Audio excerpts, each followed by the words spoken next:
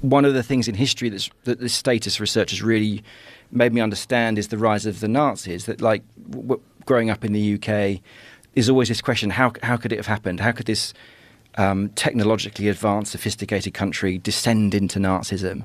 And once you understand the role that status plays, it becomes completely, for me, it's crystal clear. Like, before the First World War, Germany was just absolutely killing it. They were the most successful country in continental Europe. They were like, had, you know, the massive, like the Apple and Google of the days, BASF, Siemens, you know, huge companies. They were producing a third of the world's potatoes. You know, like quality of life had rocketed in the early part of the 19th century. And then the First World War happened, and they just assumed we're going to kill it because we're amazing. And of course, they didn't kill it. They lost. And so that's humiliating in itself. And, you know, humiliation being the loss of status. And then there was the Treaty of Versailles, which was savage. You know, they had to give up a load of land, they had to give up their military, they had to pay the equivalent of hundreds of billions of dollars in reparations. When all that triggered hyperinflation, their economy collapsed. We took their industrial heartlands off them. So it was humiliation upon humiliation. Then Hitler comes along. And so this is the thing that we were never taught about Hitler in schools, which is probably still a bit, I don't know, it was going to trigger people, but it's the truth. Hitler was an incredibly successful leader of Germany for the time when he was in charge. The first thing which was a surprise to me was that when you see those black and white films of Hitler spitting and shouting and ranting, you assume that he's talking about the Jews all the time. Have you seen how they've translated into English now with AI? They're going through it, yeah. In Hitler's voice. Yeah, I haven't seen that. No. I saw that going on Twitter. Yeah, it's fascinating because of AI. One of the things that they can do now, like that they can do even with podcasts. So this podcast, when Spotify runs its AI through it, they'll be able to translate you into perfect Spanish in your voice. Wow. And they have this technology now. I know they could do it in German, Spanish, and I think French. And, of course, English, and back and forth. So they could do that with Hitler. For correctness, whether you believe that I have been diligent. That's amazing. That I have advocated for you in these years, that I have been decent. I have spent my time in service of my people. Now cast your vote. If yes, then stand up for me as I have stood up for you. See, he's talking about... that sounds so much scarier. Yeah, it does. Let me hear that. The AI voice hasn't really got the attitude. My work.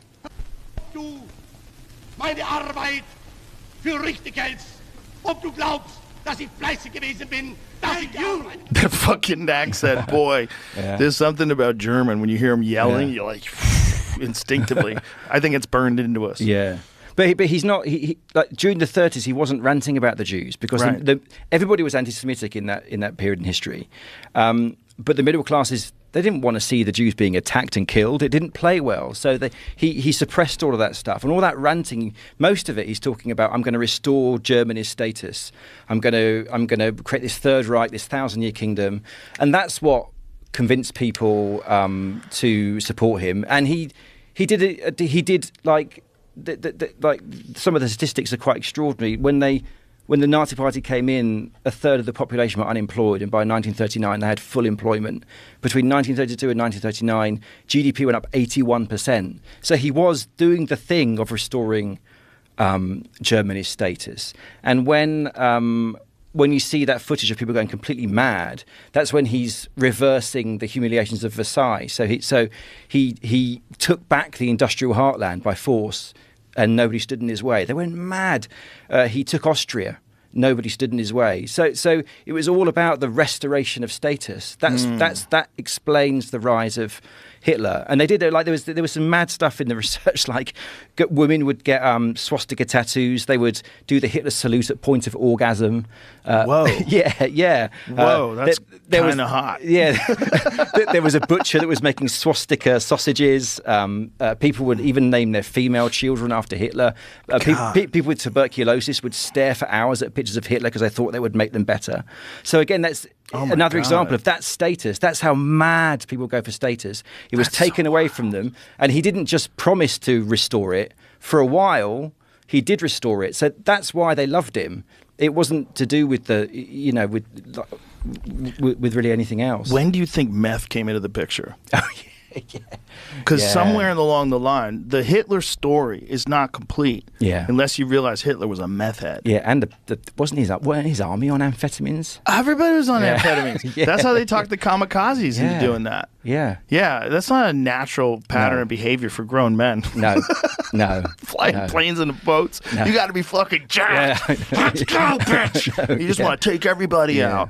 But Hitler was a full-on meth head. Yeah. And there's video of him at the Olympics in 1936 just straight up tweaking. Have you ever seen that video? Yeah, I have, yeah. It's nuts. Yeah, and if you see that video, that's a guy, like, it's not, he's not just doing that once. Yeah. I'm going to go to the Olympics. My first time trying meth. No, that fucking guy was a meth head, you know? That's it, Blitz. That was the While book. other drugs are banned or discouraged, methamphetamine was touted as a miracle product when it first appeared on the market in the late 1930s. I bet it was a miracle. Indeed, the little pill was the perfect Nazi drug. Germany awake, the Nazis had commanded.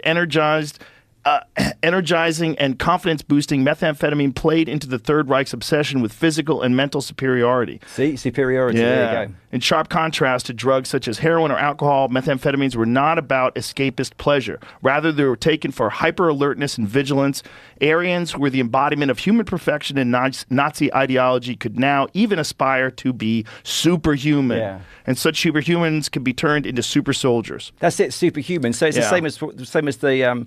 the cult that was promising we're going to take you to a level above human. It's always the promise of these mad people that we're going to give you so much status that we're going to essentially become superhuman. It's what the communists thought as well, that the average human, their intelligence would become so much that everybody would be a genius. That's what they really believed that communism would lead to. Like the promise of these lunatics is always insane amounts of status, and religions too. That's what heaven is, isn't it? Heaven is, and it's also hope to people who have none. Yeah, that if you go along with this, and there's much more people that have none than have some. Yeah, and have a lot. Yeah, you know, those people are the problem. Let's go get them. Exactly. They're the reason why I'm so sad. Yeah. But you don't understand. That's just a trap. It's just a giant trap. It's a massive trap. Yeah. But it's so wild that most people don't address it that way. They just get, even really brilliant people I know, just get locked into these ideologically captured echo chambers. Yeah.